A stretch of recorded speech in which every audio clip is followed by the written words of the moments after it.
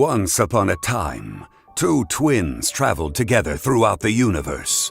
But one day, their path was blocked, and they were separated by an unknown god. Ether! Lumine! And now, the two of them are finally reunited in the Genshin Impact version 1.5 special program! Yay! Welcome, everybody. I'm Zach Aguilar, and I voice the male traveler Ether in Genshin Impact. Hey, everyone. I'm Sarah Miller-Cruz, and I voice the female traveler, Lumine. It's so great that we're together for this program, especially since our characters finally had a chance to meet in version 1.4. I know! Tell me about it! I'm so glad that they invited me to the show! I've always been super curious about what it's like to do a special program. It always looked like you and Karina were having so much fun in the previous ones. Hey, that's what the special program's all about.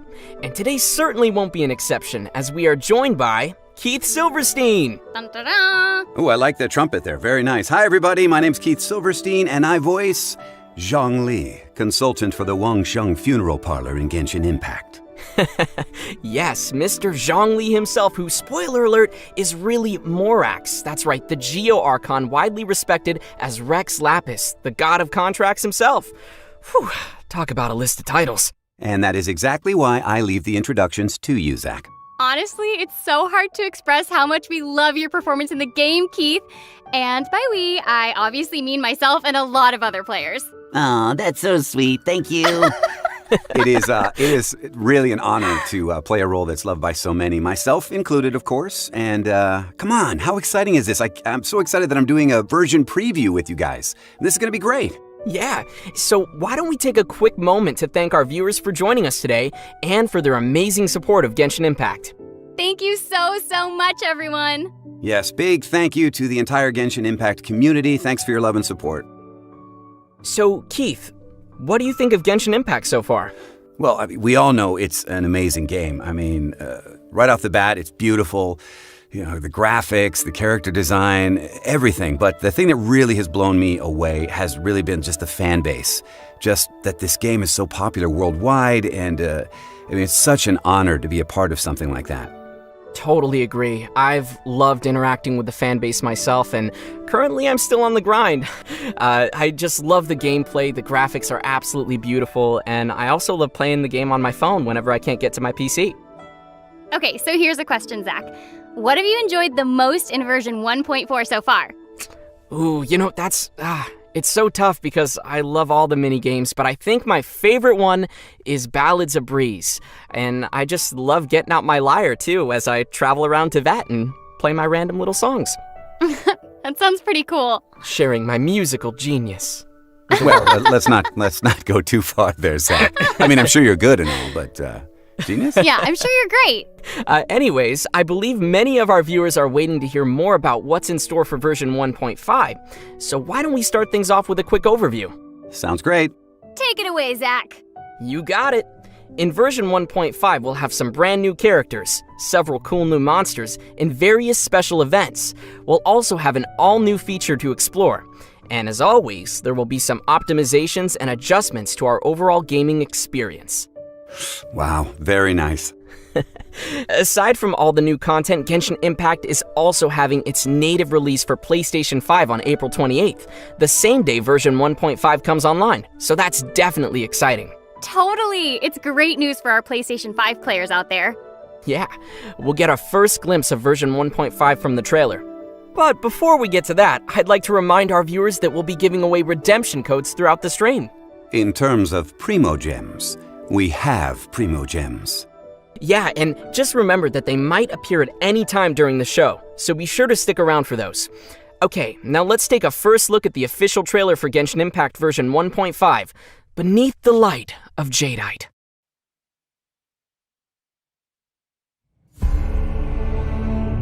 If it is fated, we will meet again.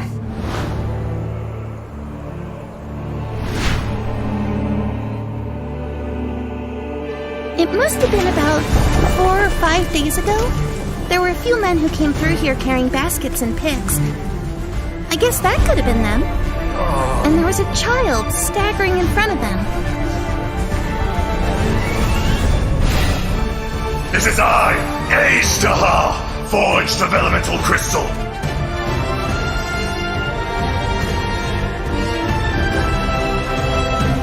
The enraged earth will not absolve you!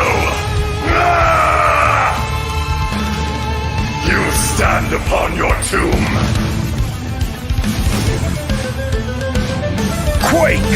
There is a fine line between good and evil. This is order. It was humanity that attacked the ley lines that sustained me. So here lies the wisdom of the gods. To dust! Hey, wait a minute. Does this count as martial arts? Ready for trial. Incinerate!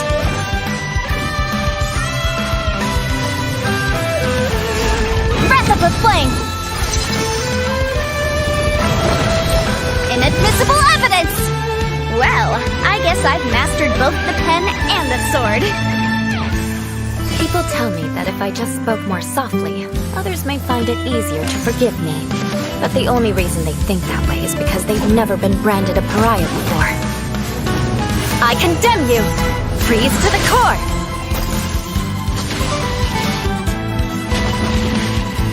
Eye for an eye!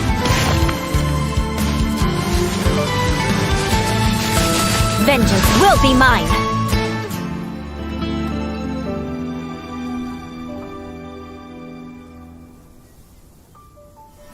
This Serenity Pot is all yours now.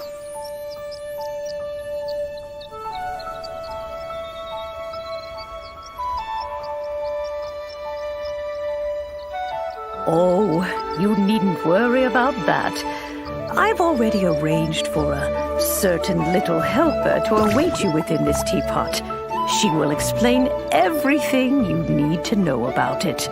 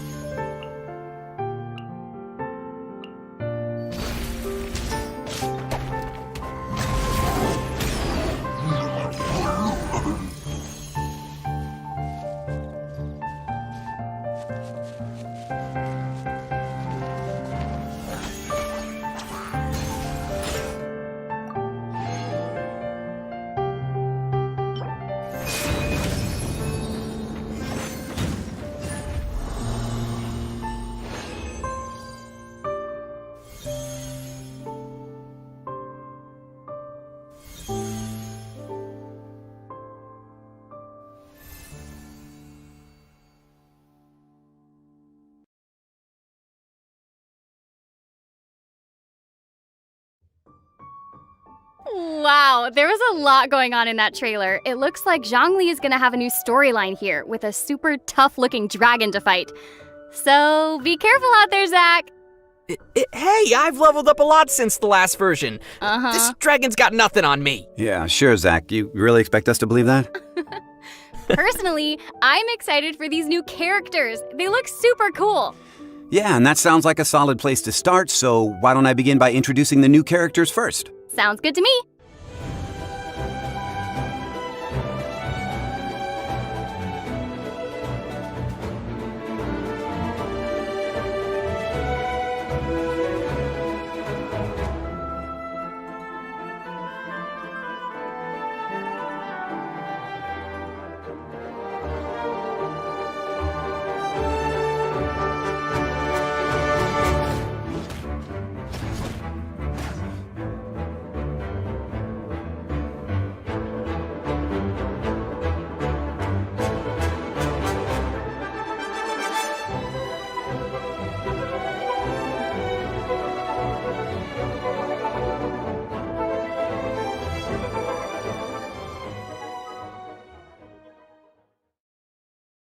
You want to learn some Favonia's blade work?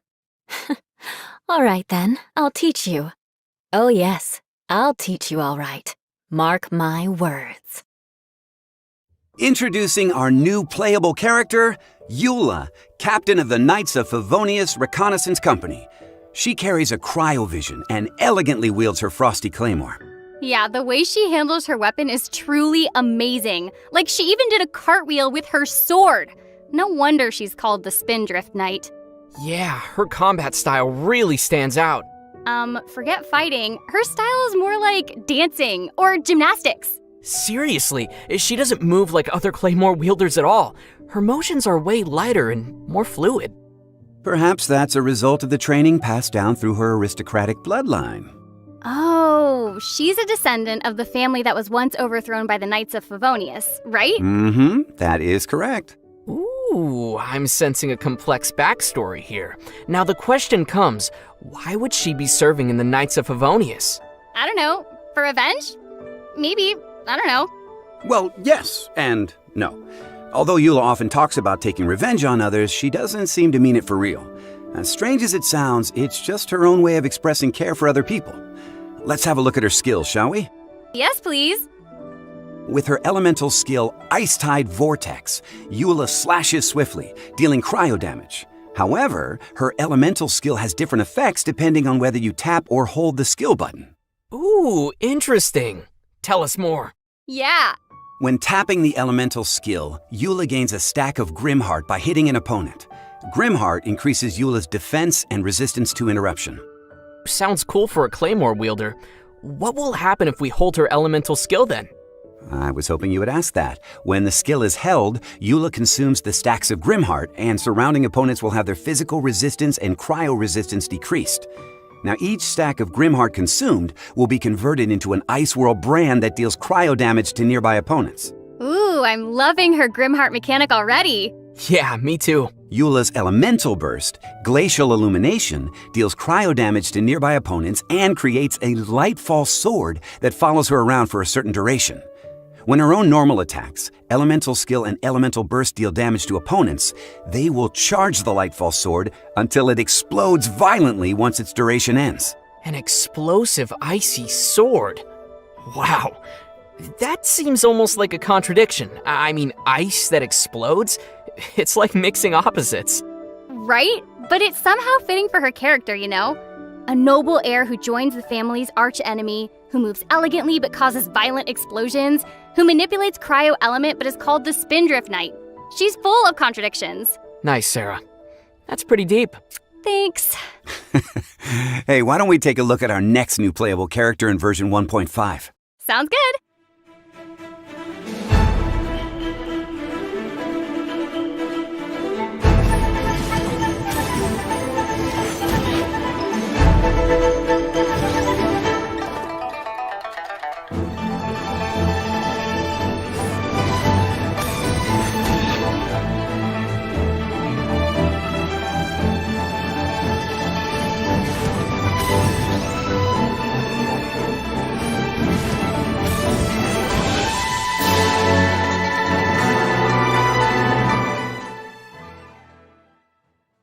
Need a cure for insomnia? Let me read you the history of the development of Liyue's legal system. None of my friends have ever lasted longer than 20 minutes. The other new playable character in version 1.5 is Yenfei, a legal advisor active in Liyue Harbor. She's a catalyst wielder and holds a pyrovision. Interestingly enough, she happens to be part illuminated beast. Oh, just like Ganyu. Exactly. So, are those two sticks on her head her version of horns, or are they more like antlers? Wait, I thought those were her pigtails, no? No, Zach, not at all. Oh. No, those are the symbol of her illuminated beast heritage. Okay, so question. Would that mean she knows Rex Lapis then? Or would she be bound by a contract with Morax in some way? You mean like as a legal advisor for the god of contracts? That would be quite the big title, but yeah, something like that. Even Morax doesn't have command of all the illuminated beasts. Yenfei is one of the few that didn't sign a contract with him. Oh, why is that? She was born in a peaceful era. Therefore, there was no need for her to fight in any cruel wars like her predecessors. Interestingly, as a free illuminated beast, she's put herself in a profession where her job is to interpret laws and help others deal with conflicts and disputes.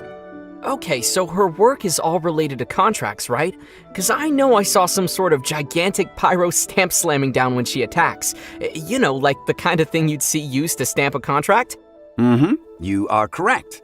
Both her normal attack, her elemental skill signed edict, and her elemental burst done deal grant her scarlet seals, which decrease Yenfei's stamina consumption. But these scarlet seals are not the big seal you saw. Oh, so the scarlet seals must have been all those little red markings floating around her. That's right. When she uses her charged attack, Yenfei consumes all scarlet seals, which in turn increase her charged attack's area of effect and damage. Oh, so that's what I saw. It sure was. Oh, one thing I forgot to mention is that Eula and Yenfei have some special connections to one another. What would a night in Mondstadt have to do with a legal advisor in Liyue Harbor? Sounds like a mystery. Yes, indeed. One which the travelers will get to discover on their own. Leave it to me. Rude. Leave it to us. Oh, yeah, right. Us. Right. Oh, you two. And that's all the latest we have on the new characters. Wait a minute. Didn't you forget something? I don't think so. You know, I have a pretty good memory, Zach. Zach was gonna ask where we'll get to pull these adorable new characters from, right? Yeah. Oh, we'll get to that, all in good time. Right now seems to be a good time for us to give away our first redemption code. Oh, now? Like I said, you never know when they'll appear. Precisely. The first code will be unearthed in 3, 2, 1.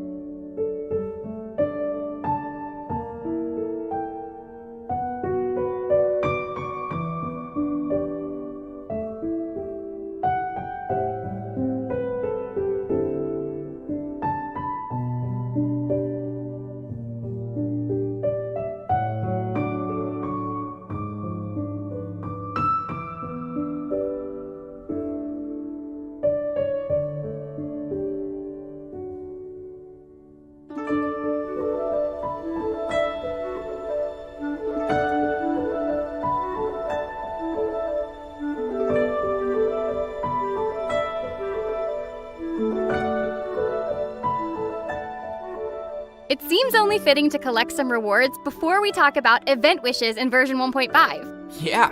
All right. I know you guys are anxious to hear more. In version 1.5, the two 5-star characters Zhongli and Eula will appear successively in their own separate event wishes. Many of the players have been waiting for Zhongli's return, and it's finally happening! The players have been waiting. I've been waiting. Okay, to elaborate, Yenfei will be featured in Zhongli's event wish, Gentry of Hermitage. The exact dates and durations for the event wishes will be officially announced later. Aside from the new characters, a new 5-star weapon and 2 sets of new artifacts will also be released in version 1.5. Ooh, very cool. That new claymore looks pretty ornate. It sort of reminds me of the 5-star bow Elegy for the End from version 1.4. Oh, good observation. Now, this new 5-star claymore is called Song of Broken Pines, and it has a physical damage bonus. It has quite a poetic name, too. I wonder if it belongs to the same series as Elegy for the End. Perhaps, and there may even be a hidden story behind them. Ooh, I already feel a story coming! You know, whenever Keith even mentions the word story, I just want to break out the popcorn. I know exactly what you mean. Let me guess, it's a very epic and long story. Ah, yes, a very long story. You guys really have big imaginations, you know that? Look, aside from the weapons, there will be 2 sets of new artifacts for players to collect. Tenacity of the Millilith and Pale Flame. Ooh, awesome! Where can we get them? If past updates are any indication, my bet would be that they'll be in a new domain. And that is correct. The new domain, Ridgewatch, will be available to travelers after the version update. Now, it's located in the mountainous area that connects Mondstadt and Liyue. finally! We're getting a teleport waypoint there. That's always been one of the harder areas for players to reach. Yeah, I bet a lot of people have used their portable waypoints to get there. Now we can save those for some other places. In addition to the new gear, some new storylines will be released too. After the version 1.5 update, Diona's Hangout event and Act 2 of Noelle's Hangout event will be available for players to enjoy. Act 2 with Noelle? That is so sweet. I really love the Hangout memory illustrations with Noelle. Okay, but that's not the only Act 2 we're getting in version 1.5. Ooh. Act 2 of Zhongli's story quest will be released in the update as well, followed by Eula's own story quest. Wow, I already can't wait to see more of Zhongli's storyline. Can you tell us more about what's going to happen, Keith? Well, as you saw in the trailer, the dragon Ajdaha, who seems to have some, let's say, history with Zhongli, will be making an appearance in Zhongli's story quest. Sounds interesting, but who exactly is this Ajdaha? Oh, it was mentioned in the quest about the nameless treasure. Seems like Mr. Zhongli's past is finding its way back to him. Osmanthus wine tastes the same as I remember, and meeting those who share the memory leaves an indescribable feeling. Sarah, look, it's him! It is! You guys. Okay, in a word, Ajdaha is going to play an important role in Zhongli's story quest, and the disturbance it causes will also pose a serious threat to Liyue. Furthermore, this dragon will become a weekly boss, so let's take a closer look at it in battle.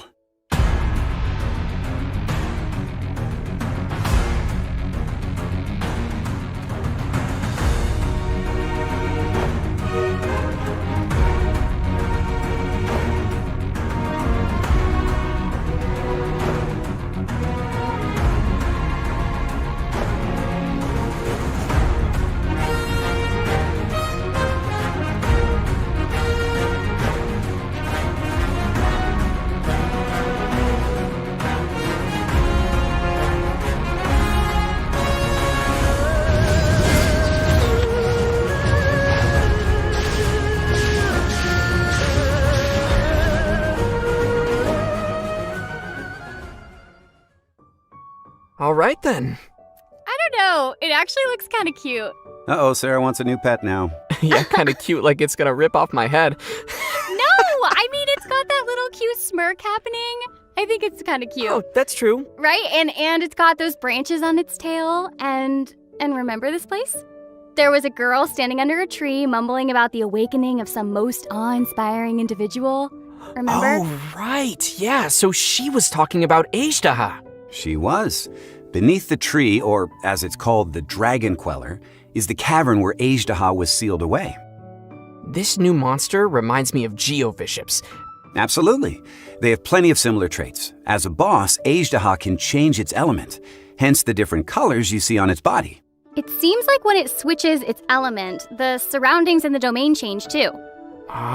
Looks like there will be a variety of conditions for us to deal with. Ooh, are you excited, Zach?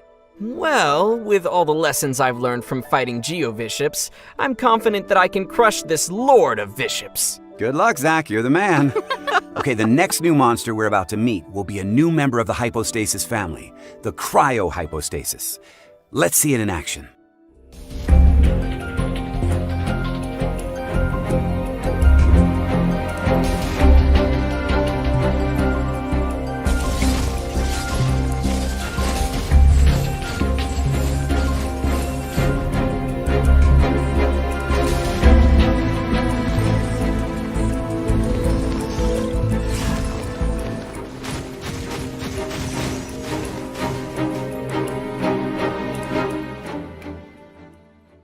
When the cryohypostasis reaches low HP, it enters a shield to protect itself and recover from the damage.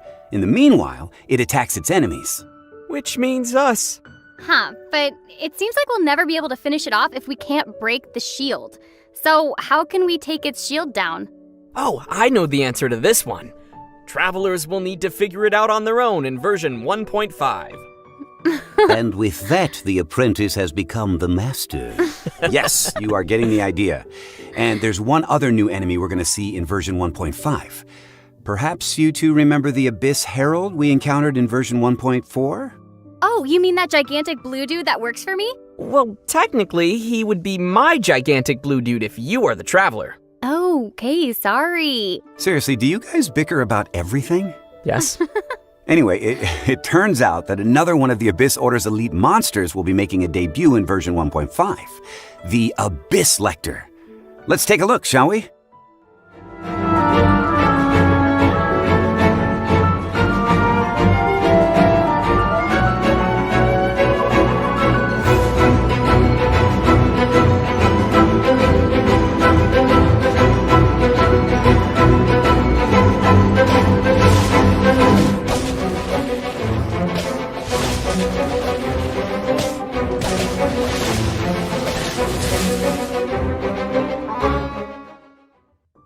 Okay, one thing to be noted is that some of the Abyss Lecter's attacks will decrease characters' elemental energy once they hit their opponents, so be sure to dodge those. If only it was that easy. Yeah. Okay, all right, Zach, I know you well enough. What are you thinking about over there? Well, the Abyss Herald we met before was like an assassin, whereas this Abyss Lecter we see now seems more like a mage. The Herald could manipulate the Hydro element, while the Lecter manipulates the Electro element. Now that I think about it, what if I could put them on my team? Well, yeah, practically speaking, that would make a very good team. Well, that could be what the lost sibling was thinking. I'm sure the lost sibling said, I will have order. and now we have the Abyss Order. Well, that's everything we have for our new monsters. So next, we will get a peek of an all-new permanent feature called Serenity Pot, which will be available starting in version 1.5. Zach, I'll leave this part to you. Got it. After we helped the city get through its crisis, the Adepti of Liyue have taken note of our hard work. Knowing we are outlanders who often camp out in the wilds, they decided to give us a Serenity Pot as a gift. Camping in the wilds? Zach, we never camp. Yeah, we just keep adventuring through the night. Yeah. Serenity Pot. I like the name. So, is this Serenity Pot sort of like Madame Ping's magical teapot? Yeah, it's what's known as a realm within. Ooh, it sounds exciting. That was really nice of them. I hope it wasn't too difficult to make. Well, the Adepti of Liyue are mighty illuminated beings with great power. Creating a realm within is nothing but creating a little trinket for them. Keith, you sound so cool. You sound cool. Oh, thanks. Let's take a closer look inside this so-called teapot. For starters, there are 3 different realm layouts for us to choose from: Floating Abode, Emerald Peak, and Cool Isle. Wow, so this is what the Adepti would consider just a trinket? Inside the realm, you'll find Tubby, a teapot spirit who manages all the general affairs in the realm within. Oh, just like a butler. Oh my gosh, Tubby is so round and cute! I love it! And it plays an important role in our realm, too. When we raise its trust rank, it will give us some rewards and unlock new features for our realm. For example, the 3 different realm layouts. We'll have to increase our trust rank if we want to unlock them all. Okay, so question. If I rub Tubby, will it grant me 3 wishes? What are you talking about? Tubby's not a genie. Okay. I was just thinking, magic lamp, magic teapot. So anyway, how do we increase trust rank with Tubby then? Whenever we create new furnishings, Tubby's trust increases. Moreover, with the help of the teapot spirit, we'll collect various blueprints from different sources. Once we've collected the necessary materials for creating furnishings, we can make those furnishings in the Serenity Pot and use them to decorate our home. Of course, we can also buy some furnishings directly from Tubby. Good. I'd like an ornate glaze lily patterned incense burner. Really? That's a super specific choice. Well, I'm a super specific guy. Anyway, this Serenity Pot will be a large personal realm that players may manage. They can take their time considering how to decorate the space and can fill it with the things they like to make it feel like home. I see. Okay, then let's prepare some Radiant Grade Noctilucous Jade for starters. Okay, first of all, your standard of home is way too high. And that's wrong because... I mean, you know what? You do you. You do you. Yeah, totally. Well, if we are short of any practical decoration ideas, we can also apply to enter our friends' realms for some inspiration. We can just stop by for a visit and snap some nice photos. Ooh, that means we can throw parties in our personal realms. That'll be so fun. Are you gonna put me on your ultra-exclusive guest list, Zach? Nope. Zach! Just kidding. We're going from roughing it in the wild to luxurious house parties. I'm really excited for this one. Yeah, and the realms seem very large, too. Large enough to unleash your imagination. Yeah, we can create views outside the house and arrange the layouts of furnishings. And as we put more furnishings into the Serena teapot, our adeptal energy increases, enabling the realm to produce more realm currency. So more furnishings increase adeptal energy. I like the sound of that. I knew you'd like that. So with this new realm currency you mentioned comes a new way of exchanging it, I suppose? That's right. We can exchange realm currency for a variety of materials and rewards. And sometimes a teapot traveling salesman carrying realm treasures might appear. So be sure to check it out. Noted. Whew, there's already a lot on everyone's to-do list for this feature. And there might be even more to come in the future. Let's wait and see what the Serena teapot holds for us in store together. I will, and in the meantime, I will stuff my realm with satisfying furnishings. All right, just please don't make Tubby work too hard. I won't, and as always, I'm sure the travelers will cover my expenses. Wait a minute, what? Can we even afford that? Well, I mean, with the two of you together, you might be able to cover it. I don't have any. I don't think so. Okay, I'm just kidding. You should have seen your faces right then. Anyways, that's all the news we have for the upcoming Serena Teapot feature. In the next section, we'll get to learn about some exciting events that will be exclusive to version 1.5. But now, it seems about time to give away our second redemption code. Yeah! More rewards! Practically speaking, the faster you act, the better. Goodies inbound in 3, 2, 1.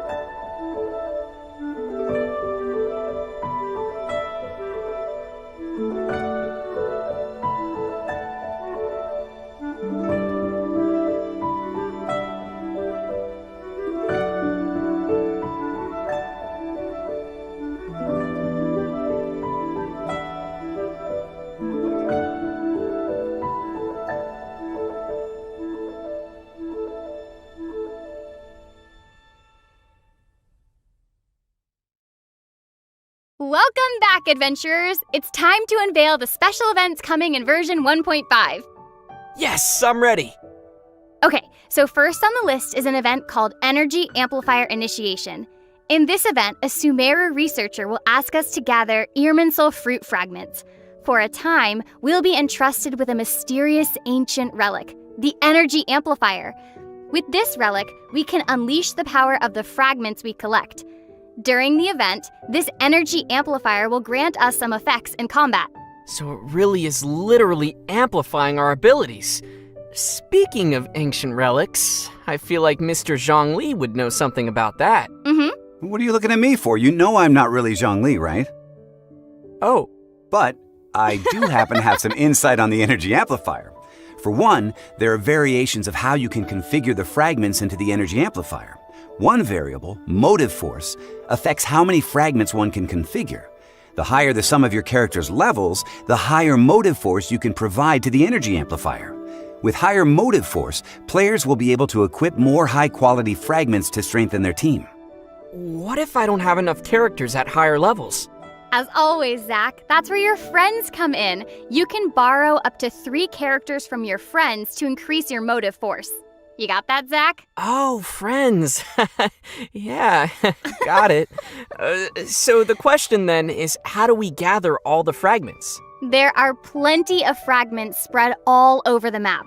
We'll search for the fragments in places of interest throughout the open world.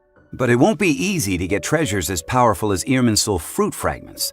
Now, players will have to get rid of any trouble circling around the fragments before they're able to collect them. Ah, that makes sense. And we'll also be able to enter something called a Twisted Realm in the later phase of the event. Twisted Realm? Sounds like a teapot gone wrong. Not exactly. There are 4 domains in the Twisted Realm, and each has different bizarre twists. We'll be able to select the difficulty and conditions for the domains we enter, just as in the previous Hypostatic Symphony event. Of course, higher difficulties will grant better rewards. Okay, so this'll be one for players who are looking for some serious challenges. And I should mention that a contract with Diona, the bartender of Mondstadt, will be one of the various rewards from the event shop. Cool. It sounds like we can add her to our team by participating in all kinds of activities from the event. That's right! Go get her! Our next event to introduce is called Battlefront, Misty Dungeon. Huh? This sounds like a completely different kind of game. In this event, there will be 6 themed trials for us to complete, and we'll only be able to use characters from a set pool of trial characters from the event. Throughout the trials, our team will not form any elemental resonance, and food and potions in our inventory will also not be accessible. Now that sounds tough. But before each trial, we can preview the monsters we'll be encountering, along with some corresponding tips and tasks. So it is possible for us to choose characters that fit the conditions before we start. Nice, right? Yeah, that's a relief. Whew. So what do we need to do to pass these trials? In each trial, players need to activate all 3 of the ancient runes within the time limit to gain access to the final challenge. There are benediction mechanics with the trials, which allow players to obtain certain bonus effects and make it easier to complete the trials. At the same time, there are also some automated weapons systems that will detect and attack any intruders. Players will need to use the appropriate reactions to temporarily disable these devices. We're definitely gonna have to use our heads to get the right strategies. Totally! And with rewards like Primo Gems, Mora, and other materials awaiting, it'll definitely be worth a shot. Primo Gems? Oh, I'm in! Our next event is called Mimi Tomo. Sounds Hilichurlian? You nailed it! This event is about a certain unusual hilichurl we might encounter in various locations. I see. The one that throws Primo Gems at players, right? Okay, to viewers who are searching for where you can find this unusual hilichurl right now, just know you can't actually use the Primo Gems it throws at you. Lately, this unusual hilichurl has been stirring up trouble on the merchant routes. It's time for us to teach it a lesson. But this hilichurl is not an easy one to trace. So we'll need to borrow some help from an expert. Perhaps you remember the hilichurlian expert Ella Musk? Yeah, you mean that little girl in the library?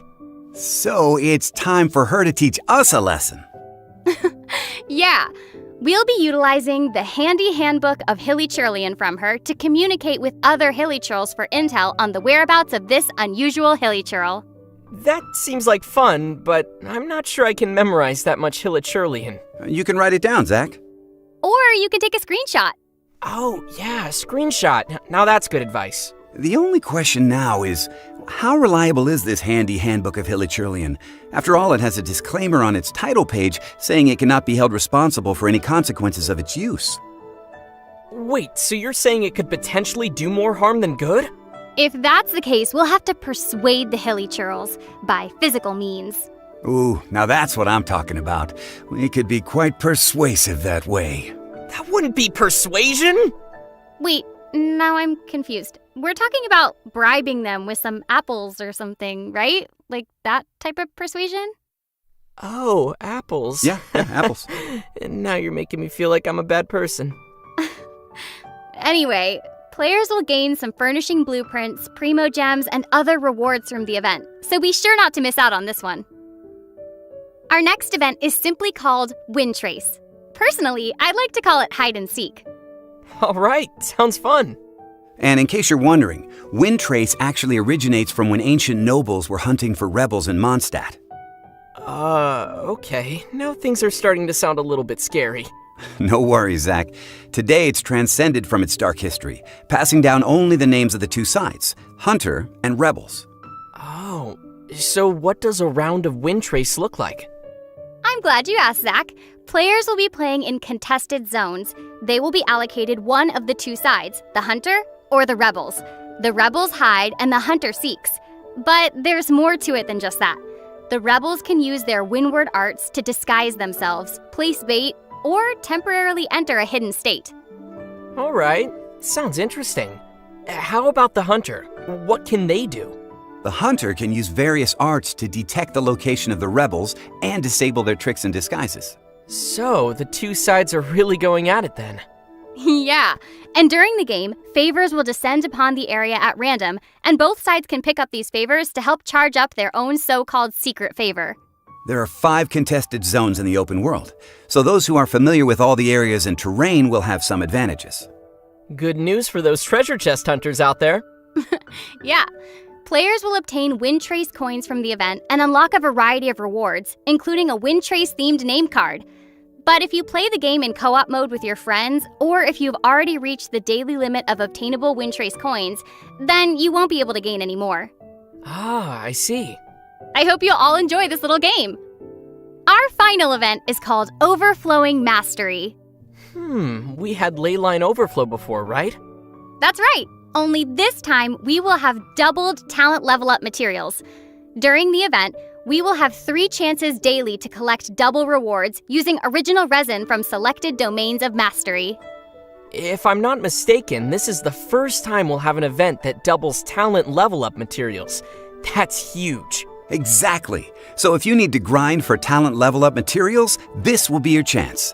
I bet everybody's gonna love that. All right, that's about all we have for the special events in version 1.5. As always, the last part of our version previews will be regarding new optimizations and adjustments coming to the game. Keith, would you like to explain the coming changes for version 1.5 to our viewers? Sure thing. Starting from version 1.5, the cost of original resin to claim rewards for the first 3 weekly bosses will be reduced from 60 to 30. Okay, that's half the cost. Yeah, and we'll have a total of 4 weekly bosses, so that means we'll be able to claim rewards from all the weekly bosses using a single day's resin. And we'll even have 10 original resin left over. Ah, check you out, Sarah. Yeah. Next, after the version update, character companionship experience gained while playing in-team with other players in co-op mode will be doubled. So, if we want to accelerate our friendship with some characters and learn more about their stories, we can defeat bosses or clear domains with other players in co-op mode. Oh yes, no need to remind me on the importance of friends again. Oh, sorry, Zach. Need some more of those. The third optimization will be about mailing alerts for when events are ending. After the version update, Genshin Impact will send mail alerts to players before any limited time events end. Yeah, considering all the unique gameplay and loads of rewards from those limited time events, it would be a pity to miss them. Definitely. For players who are too busy to check the end time of each event, the mail alert will for sure come in handy. Yeah, absolutely. Our last optimization, coming in version 1.5, will be about slimming down the game's overall size. Oh, that sounds kind of cool. With this optimization, players can manage the voiceover files they've installed. If you no longer want to keep the audio files for a certain language, you can delete the corresponding voiceover files manually. And that audio pack will not update in future version updates. I imagine that could save quite a bit of space. I know audio files can be massive. Aw, but what if they decide to delete the English voiceovers? No, don't delete us, please! Don't you want to hear more of me? Well, there's not much of us in there anyway. Oh, well, okay, yeah. I guess it doesn't hurt that much when you put it that way. No, it does hurt because Zhongli has a lot to say, so please, keep the English files. If you like us, then please keep the English voiceovers, everyone. And on that note, it's time to release the 3rd redemption code to our loyal viewers. Yay! Are you ready? 3, 2, 1, go!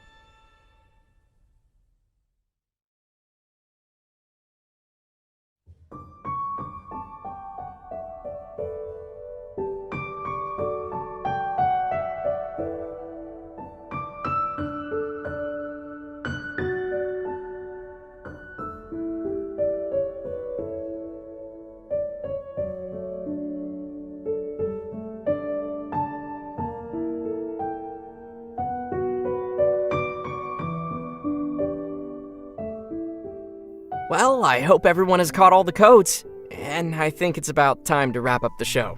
Whew, time really flew by. Yeah, I know, right? How did you like your first special program, Sarah?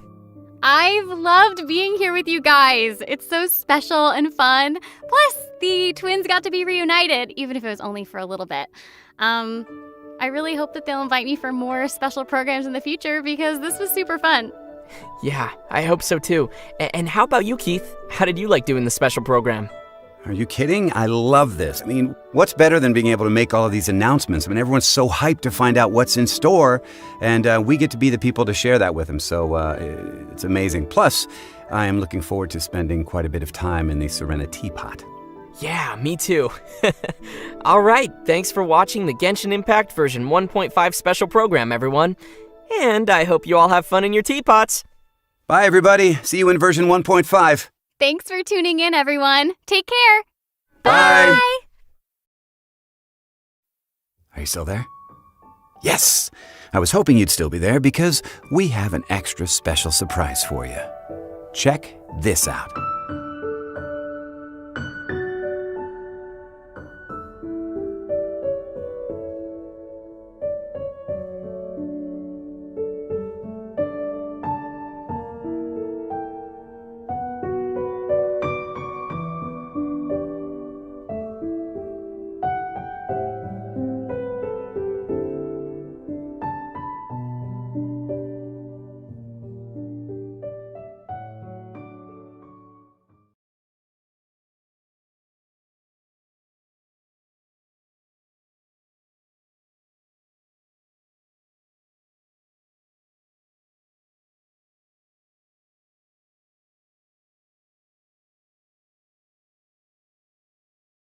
Chicos, antes de pasar con el vídeo de hoy, os presento DeFi by Opera. Haters, ¿qué es esta web que nos trae hoy? Pues esta web básicamente es una web de compra online con la cual os devuelve